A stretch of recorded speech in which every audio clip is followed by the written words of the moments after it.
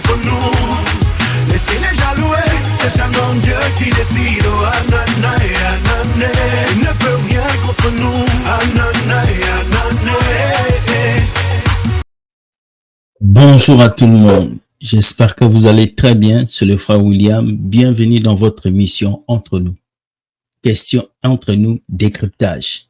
Ici, nous décryptons les belles vidéos que nous voyons sur Internet. Cela nous permet de pouvoir encore comprendre les choses et d'avancer. Voilà pourquoi je vous dis générique. Je me suis dit aujourd'hui, je vais m'asseoir pour qu'on puisse décrypter ces vidéos qui m'ont moi d'abord fait réfléchir et qui ont fait réfléchir beaucoup de personnes. Pourquoi? Dans ces 3 vidéos, il y a 3 pasteurs qui expliquent 3 situations différentes que nous allons comprendre. Excusez-moi, cette vidéo sera un peu longue, mais c'est pour notre bien. Alors, likez, partagez et s'il vous plaît, taguez vos amis, ça va leur permettre de comprendre beaucoup de choses. Nous allons d'abord commencer avec notre première vidéo. Comment envoyer? On va écouter la vidéo. Merci. Pasteur, s'il vous plaît. Oui, Pourquoi beaucoup de chrétiens sont dans le manque alors que beaucoup de païens sont prospères? parce que le chrétien veut attendre que Dieu fasse pour lui, alors que les païens, lui, il va travailler. La prospérité ne vient qu'à travers le travail. C'est écrit que nous sommes dans le temps de la grâce. Et la Bible dit que Dieu bénira l'œuvre de tes mains. Alors il faut faire quelque chose de tes mains. Rester assis et puis attendre que Dieu vienne faire pour toi, non. Et attendre sous l'argent des autres, non plus. Le pasteur est pourtant dans le désert. Voilà, c'est notre première vidéo. Ce pasteur s'appelle Pierre-Yves Chaubeau. Je crois qu'il est en Martinique ou île de la Réunion. Je ne sais pas où il est, mais la vidéo a l'air très intéressante. C'est une sœur qui m'a envoyé. Donc, quelqu'un pose la question à ce pasteur. Pasteur, pourquoi les chrétiens sont pauvres alors que les païens réussissent? Écoutez la S'il réponse. vous plaît. Oui, Pourquoi beaucoup de chrétiens sont dans le manque alors que beaucoup de païens sont prospères? parce que le chrétien veut attendre que Dieu fasse pour lui. Voilà, parce que le chrétien veut attendre que Dieu fasse pour lui. C'est une très bonne réponse. Nous voyons aujourd'hui beaucoup de chrétiens qui attendent que Dieu fasse. Ils attendent que la manne tombe du ciel. Ils attendent que le pain vienne à la maison. Ça ne viendra pas. C'est comme dans les églises où on vous dit démon de pauvreté. C'est pour vous faire endormir encore. Ces pasteurs sont des bandits. Mais Dieu merci, il y a des vrais pasteurs, des pasteurs qui disent la vérité comme celui-là. Il vient dire clairement aux chrétiens que rester assis ne vous donnera rien. La prospérité n'est pas une question de prière. Tu peux prier en langue toute ta vie. Mais si tu ne sais pas te battre, tu n'auras rien. Et c'est clair. Alors que les païens, lui, il va travailler. La prospérité ne vient qu'à travers le travail. C'est écrit que nous sommes dans le temps de la grâce. Et la Bible dit que Dieu bénira l'œuvre de tes mains. Voilà, c'est écrit que nous sommes au temps de la grâce. La grâce ne veut pas dire une gratuité. La grâce ne veut pas dire que tu t'assois et puis on te donne tout ce que tu veux. Non, même le salut que nous avons reçu en Jésus, ça doit être travaillé. Paul l'a dit, on doit travailler notre salut. Donc si on doit travailler notre salut, on doit aussi travailler ce que nous avons autour de nous. Beaucoup de chrétiens ne bossent pas, ils s'assoient et disent non, j'attends le paradis, je vais aller au ciel. Mais c'est faux. D'abord, tu vis sur la terre. Tu dois étudier, tu dois aller à l'école, tu dois investir sur toi. Une très bonne chose, c'est que ce pasteur dit, on va continuer. Alors il faut faire quelque chose de tes mains. Rester assis et puis attendre que Dieu vienne faire pour toi, non. Et attendre sous l'argent des autres, non plus. Exceptionnel. Et attendre sous l'argent des autres non plus. Le pasteur l'a dit quelque chose de fort. Parce que nous savons qu'aujourd'hui, beaucoup de pasteurs attendent sous l'argent des fidèles. Envoyez-moi des dîmes, envoyez-moi des offrandes, donnez-moi tel argent, donnez-moi telle somme d'argent. Et ces pasteurs sont accros à votre argent, pas à mon argent, mais à votre argent. Et voilà, c'est ce que ces pasteurs disent. Et ils sont accro à l'argent des autres. Ce n'est pas bon parce que quand tu vis ta vie à attendre l'argent des autres, tu deviens dépendant des autres et les autres peuvent te dire tout ce qu'ils veulent. Voilà pourquoi des pasteurs aujourd'hui sont humiliés, insultés parce qu'ils n'ont pas pris le temps de pouvoir s'arranger puis avancer dans leur vie. Le pasteur, et pourtant dans le désert, le peuple d'Israël, ils ont eu la manne et la caille. Pourquoi ça tombe plus du ciel si Dieu ne change pas? Est-ce que tu l'as vu tomber la manne aujourd'hui, hein? Bon, ben elle ne tombe pas. En fait, si la manne ne tombe pas comme c'était tombé au temps de Jésus, c'est parce que c'est contextuel. Aujourd'hui, la manne ne peut pas tomber parce que Dieu a déjà donné la sagesse à l'homme de créer l'argent, de créer les voitures, de créer les maisons, de créer un monnaie d'échange. C'est comme au temps de Joseph, quand Joseph est devenu gouverneur. Aujourd'hui, tu ne peux pas ouvrir une maison et puis dire, prenez-moi comme directeur. Tu ne peux pas aller à Microsoft et dire, prenez-moi comme directeur. Ça ne marche pas comme ça. Aujourd'hui, il faut un diplôme, il faut un MBA, il faut un doctorat pour que tu puisses accéder à des niveaux élevés. Mais beaucoup de chrétiens aujourd'hui dans les églises pensent que bon, je vais m'enrichir comme ça. Je vais devenir riche comme ça. Mais c'est des bêtises. Dieu ne bénit pas en désordre. Dieu bénit en ordre. Tu gagneras ton pain à la sueur de ton front. Et puis si Dieu veut pourvoir à quelque chose pour quelqu'un, c'est de façon particulière qu'il a fait.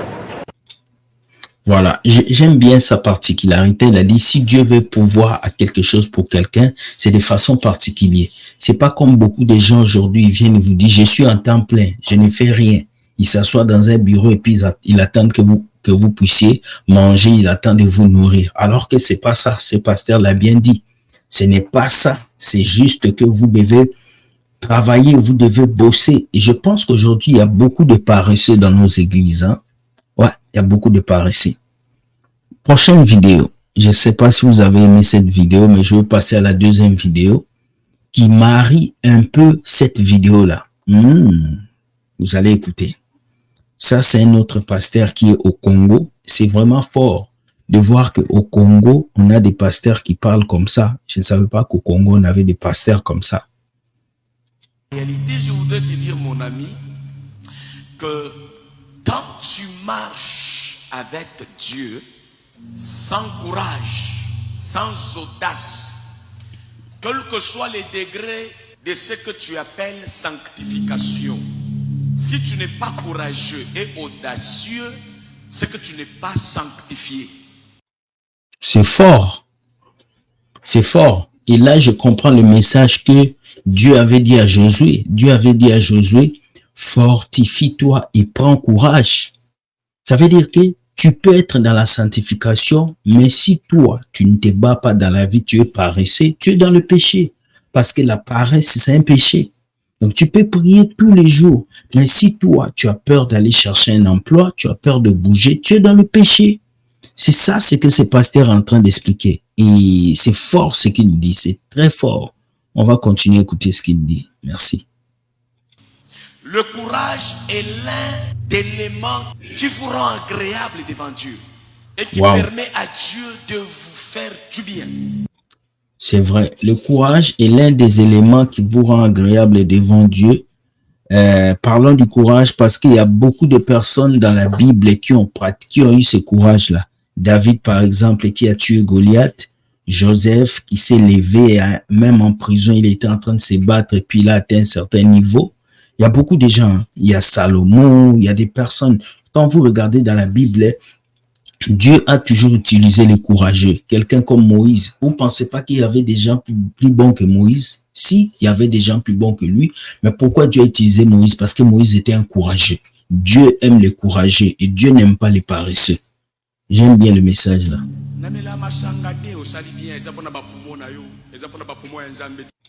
Il a dit, je ne bois pas l'alcool. Mais c'est bien, tu ne bois pas l'alcool, c'est bon pour te protéger. Mais c'est encore un autre niveau.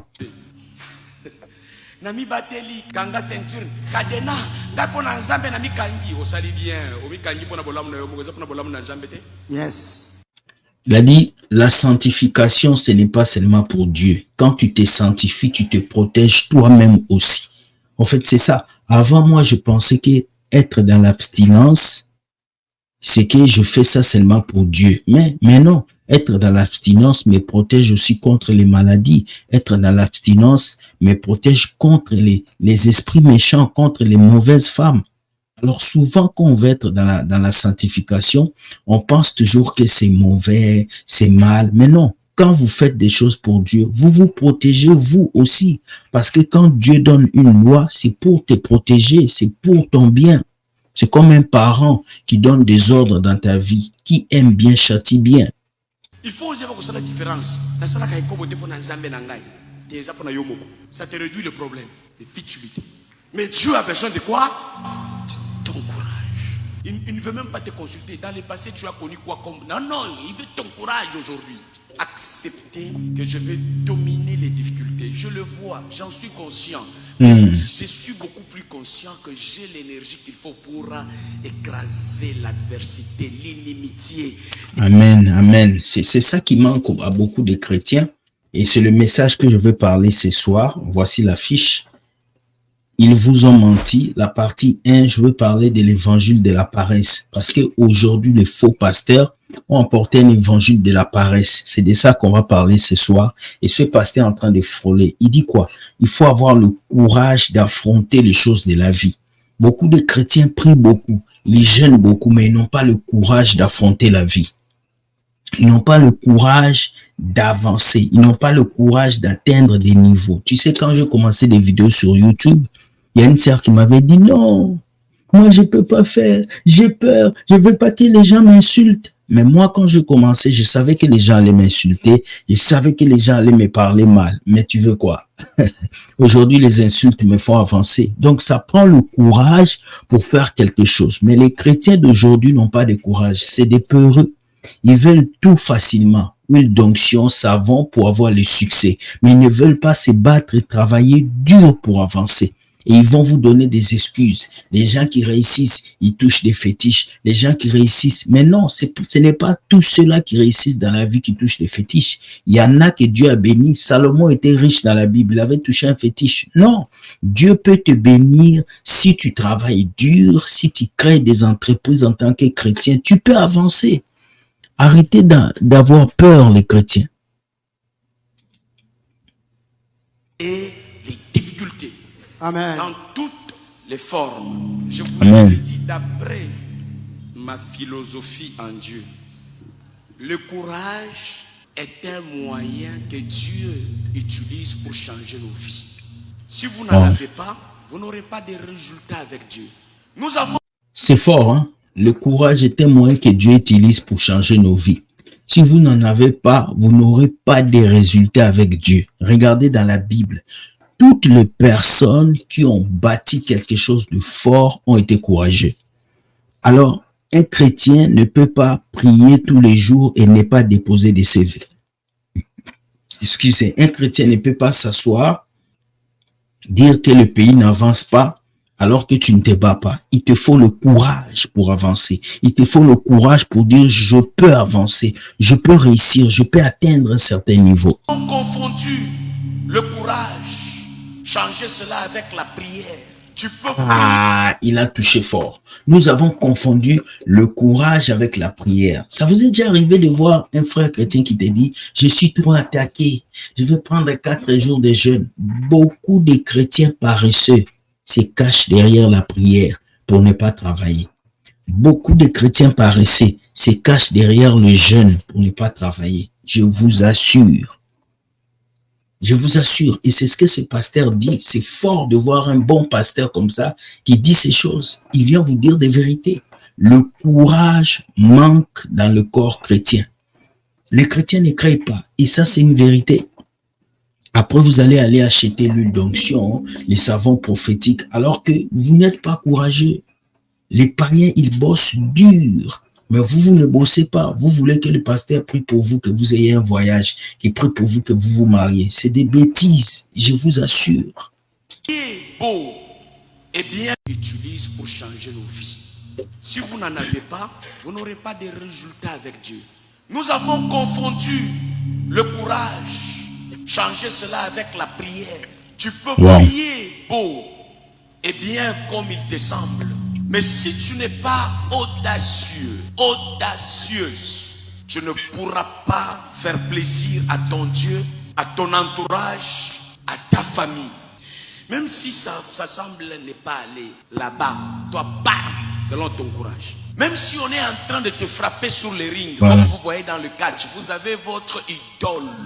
Vous êtes fan d'un boxeur, d'un catcheur. Quand il reçoit les coups, tout ce que vous attendez de lui, c'est le courage d'amortir ce coup et de poursuivre sa lutte, de gagner la bataille. Et tant que quelqu'un n'a pas encore perdu son courage, même ses fans ont le courage de l'applaudir.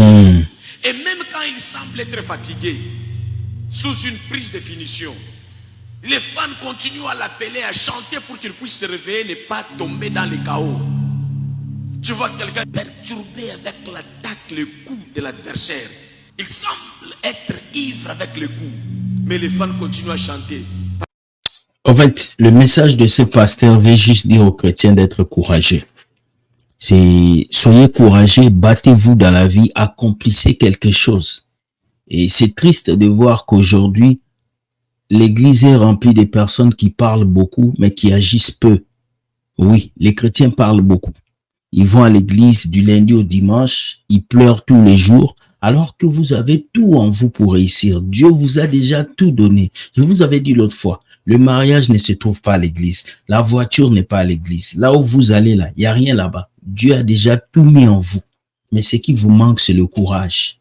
Depuis 5 ans, tu es au Canada, tu es en France, tu ne veux pas aller à l'école, tu ne veux pas travailler, tu es dans le social. Tu n'as pas de courage. Un enfant de Dieu doit montrer qu'il a Jésus en lui. Et quel que soit ce que tu as, si tu ne bouges pas, tu n'auras rien. Même Dieu, pour créer le monde, il a parlé, il a bougé. Tu dois bouger, chrétien. Ne pense pas qu'en allant à l'église tous les jours, tu vas devenir riche. C'est faux. C'est le travail qui va t'avancer. C'est le travail. Et nous allons continuer toujours à le dire. Même Jésus était obligé de venir passer par la croix pour nous sauver. Il n'est pas resté au ciel. Il pouvait rester au ciel et puis dire tout le monde soyez sauvés. Mais il est descendu pour vous montrer que c'est l'action. Regardez même l'exemple. Lorsque Jésus était avec les apôtres, lorsque Jésus a commencé à marcher sur l'eau, les apôtres ont dit, c'est un fantôme. Il a dit à Pierre quoi? Viens vers moi. C'est dans l'action que Dieu accomplit les choses dans nos vies. Ce n'est pas dans la sédentarité, c'est dans l'action que Dieu accomplit des choses. Tant que tu n'es pas un chrétien qui bouge, ta foi est morte. La Bible dit une foi sans les œuvres est une foi morte. Et aujourd'hui, beaucoup de chrétiens ont une foi morte. Ils croient en Dieu, mais ils n'ont pas d'œuvre.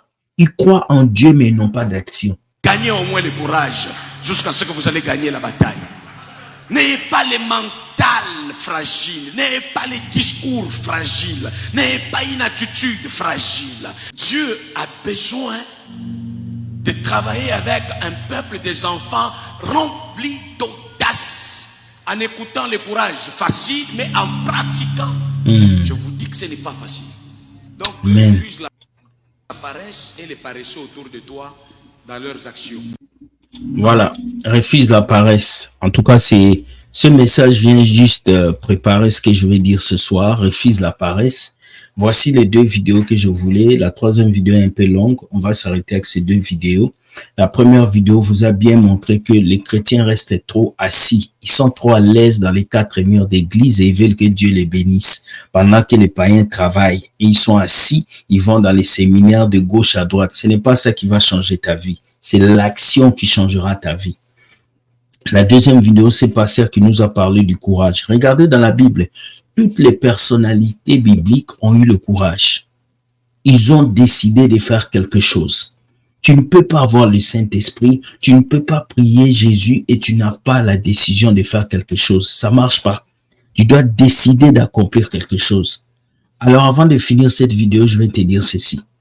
Décide aujourd'hui d'accomplir ces projets que tu as laissés. Décide aujourd'hui d'aller t'inscrire à l'école. Décide aujourd'hui de quitter l'aide sociale et de vivre avec l'argent de ton travail. Décide aujourd'hui de ne plus être un pasteur quémandeur d'argent sur TikTok. Décide aujourd'hui d'être cette fille de Jésus, cet enfant de Dieu qui avance et qui atteint les niveaux que Dieu veut pour toi. Sur ce, je vous dis, soyez bénis, bonne journée. Si vous avez aimé cette vidéo, dites-moi ce que vous pensez. Est-ce que les chrétiens aujourd'hui sont paresseux? Oui ou non? Est-ce que pour réussir dans la vie, il faut seulement toucher à un fétiche? Qu'est-ce qu'il faut pour avoir une stabilité dans la vie? Écrivez-moi par commentaire et voici mon email. Si vous avez des vidéos à m'envoyer, voilà, ici. Vous pouvez toujours m'envoyer vos vidéos. Je pourrai toujours les partager avec vous. Soyez bénis, je vous aime et je vous dis, Dieu gagne toujours. N'oubliez pas, likez et partagez la vidéo. permettez à quelqu'un de comprendre. Je vous aime et je vous dis bye bye.